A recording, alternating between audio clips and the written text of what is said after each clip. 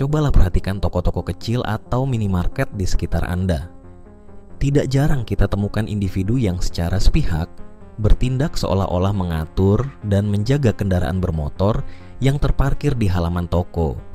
Padahal mereka tidak memiliki izin resmi dan kehadiran mereka kerap kali merugikan pemilik usaha. Lebih dari itu, perilaku mereka justru membuat calon pembeli enggan berkunjung dan memilih untuk berbelanja di tempat lain. Mereka adalah juru parkir liar, individu yang melakukan praktik pungutan liar secara terang-terangan di area yang seharusnya bebas dari biaya parkir. Dalam video ini, kita akan membahas fenomena parkir liar yang kian meresahkan. Bagaimana praktik ini tidak hanya merugikan pemilik toko, tetapi juga membebani calon pembeli dengan pengeluaran tambahan yang tidak semestinya. Simak pembahasan selengkapnya hingga akhir. Parkir tapi nggak mau bayar. Kakak naruh kereta mau nggak mau bayar. Kami nggak turun dari kereta. Di mana jalannya parkir? Kakak beli kan enggak? Dari mana? Udah kasih 2.000. Enggak, kita mau dijatuhkan tadi. Kakak yang salah kak. 2.000 perak kakak kayak gitu, nggak malu kakak. Bayar lah, bayar. Ini jatuhin orang dari kereta. Mau jatuhin orang dari Bayar kereta. parkir muka. Mau jatuh dari orang dari kereta. Tiketnya, Bang? Tiket? Hah? Masih satu lagi tiket karcisnya. Iya, nggak apa. Tiketnya kan harus ada. Kalau kamu tiket kok 10.000 ya? Tiketnya berapa rupanya? 5.000 Pak. Ya makan 5.000. Tapi ini aku mesti parkir Bang. Hah? Si parkir memang. Iya, tiketnya kan harus ada. Kayak aku mesti bayar.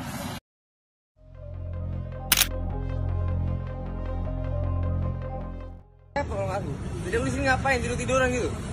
Aduh bang, Main bang. bola. Kau ganti dulu bed kau, nama kau, muka kau. Baru kau. Kau yang ngurus kayak gitu. Ini kalian tengok dulu. Namanya Robin Nur, tapi orangnya nggak sama. Nah, kalian tengok ini. Kau yang Tukang ngurus. parkir nggak punya Bed-bed sopan aku santun. kau yang ngurus. Kau ngurus ini ya, ngurus kau.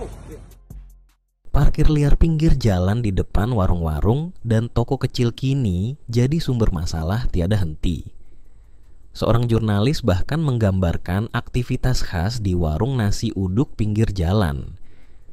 Pada pagi hari kios masih ramai pembeli, tetapi tiba-tiba muncul juru parkir liar yang memalak pengunjung Rp2.000 per motor.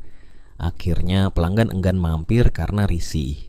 Berujung warung sepi dan terpaksa tutup. Kondisi seperti ini bukan angin lalu.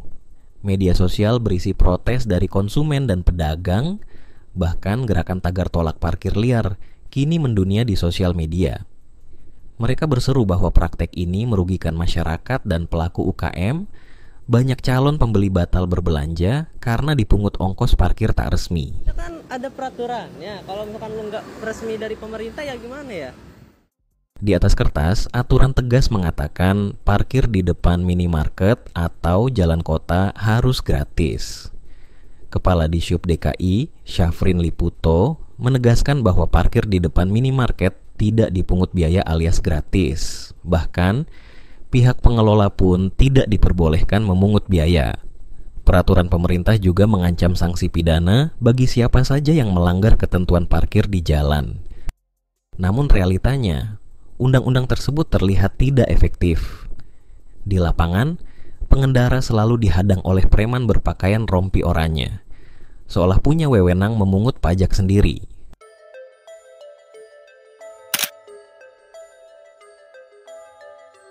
Hasil penelitian menjelaskan, parkir liar tumbuh subur karena ketimpangan ekonomi dan penguasaan wilayah oleh kelompok tak resmi. Sebuah studi di Depok, Jawa Barat mencatat latar belakang munculnya parkir liar meliputi faktor ekonomi sulit, penguasaan area oleh ormas, serta kebijakan yang lemah dan tidak ditegakkan, sehingga para oknum bebas memanfaatkan peluang. Banyak oknum yang mengelola area badan jalan untuk parkir tanpa izin, merugikan arus lalu lintas dan menghilangkan pendapatan daerah setempat.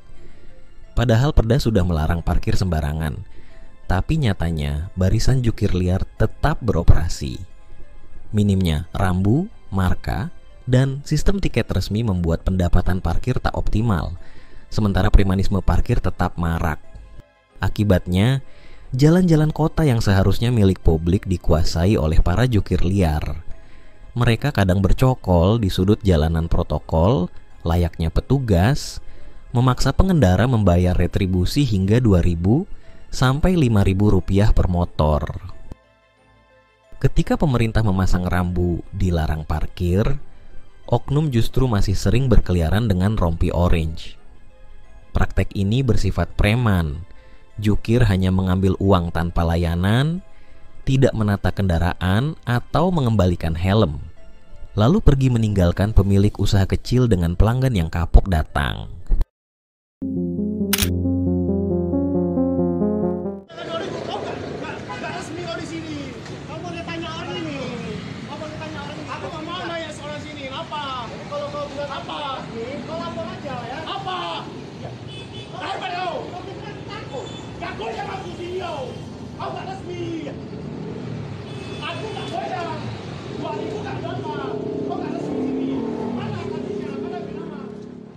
Pengusaha kecil menanggung beban langsung. Banyak pedagang kuliner dan kios jalanan merasakan omzet merosot akibat maraknya pungutan parkir liar. Jika dulu 50 orang mampir beli gorengan, kini mungkin hanya setengahnya karena sebagian membatalkan kunjungan demi menghindari uang parkir tambahan. Salah satu ilustrasi populer di media sosial. Seorang konsumen batal jajan karena tiba-tiba ada tukang parkir meminta 2.000, padahal harga gorengan hanya 5.000.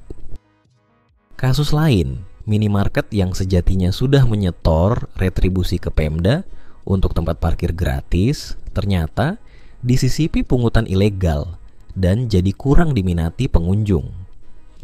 Minimarket yang tadinya ramai pengunjung, saat ada tukang parkir liar, calon pengunjung malah memilih cabut dan enggan berhenti.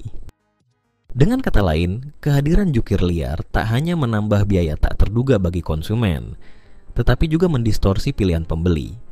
Mereka lebih senang datang ke toko dengan parkir gratis daripada membayar preman Rp2.000 setiap kunjungan. Dampak lain bahkan lebih ekstrim. Banyak pedagang melaporkan ketakutan akan konflik atau keamanan di sekitar tempat usahanya. Sejumlah pedagang kecil menyebut sering terlibat cekcok dengan tukang parkir tak resmi. Oknum parkir liar ini memberikan rasa tidak aman, baik ke pemilik toko ataupun konsumen. Jika terjadi kehilangan atau masalah kendaraan, pelanggan seringkali tak berani menuntut jukir liar yang menghilang begitu saja. Padahal aturan resmi menyatakan tarif parkir seharusnya sudah mencakup jaminan keamanan atas risiko kehilangan dan kerusakan kendaraan. Tapi dalam praktik banyak jukir tidak mau bertanggung jawab atas kerugian pelanggan.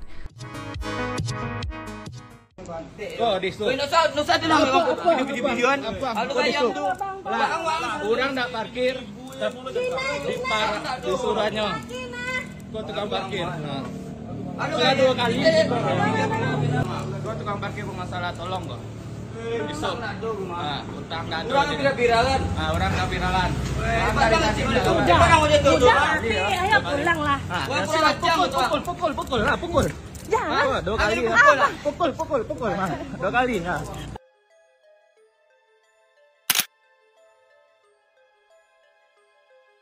Ironisnya, di balik kerugian ekonomi dan kerisauan konsumen itu, penindakan hukum terhadap parkir liar selama dekade terakhir nyaris tidak efektif. Kasus-kasus hanya terendus media ketika Dinas Perhubungan atau Satpol PP melakukan razia sporadis, terutama di saat tekanan publik memuncak. Parahnya, aparat kerap pasang badan melindungi jukir liar.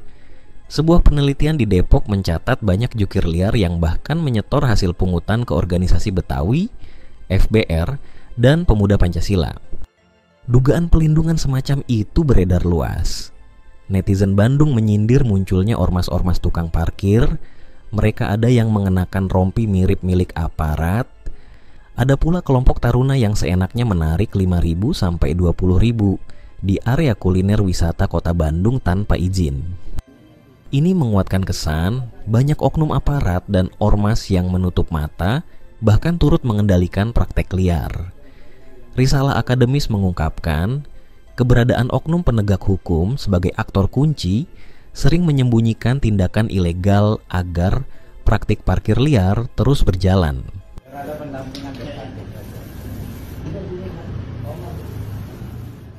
Akibatnya terbentuk ketidakadilan sistemik. Pelaku usaha kecil yang menaati aturan pembayaran retribusi dan membayar pajak justru dirugikan, sementara pelaku tak resmi meraup untung tanpa modal.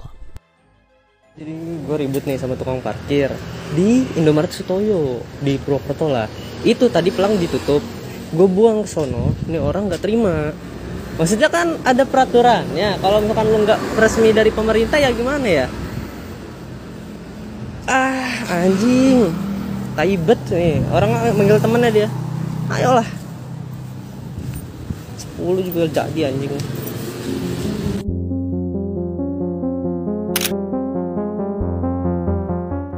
10 tahun terakhir, praktek parkir liar tumbuh subur bukan tanpa sebab. Kegagalan aparat menindak premanisme parkir secara konsisten, ditambah indikasi kolusi dengan ormas dan lemahnya pengawasan, telah menciptakan ekosistem pidana kecil-kecilan yang mematikan usaha-usaha pinggir jalan. Akibatnya, usaha kecil tidak mendapat perlindungan hukum yang setara, pendapatan mereka disedot pihak tak bertanggung jawab. Sementara regulasi yang ada masih kerap sebatas aturan di kertas. Menurut saya, oknum parkir liar adalah hama yang paling hina, karena keberadaan mereka bisa diibaratkan sebagai parasit sosial, mengambil keuntungan tanpa kontribusi yang sah, dan seringkali bertindak semena-mena terhadap pengguna jalan maupun pemilik usaha. Bagaimana menurut Anda? Apakah praktik parkir liar ini masih bisa ditoleransi?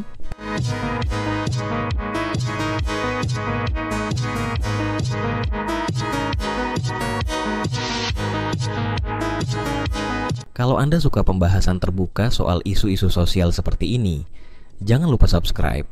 Mari buka mata, suarakan yang benar, dan bangun kesadaran bersama.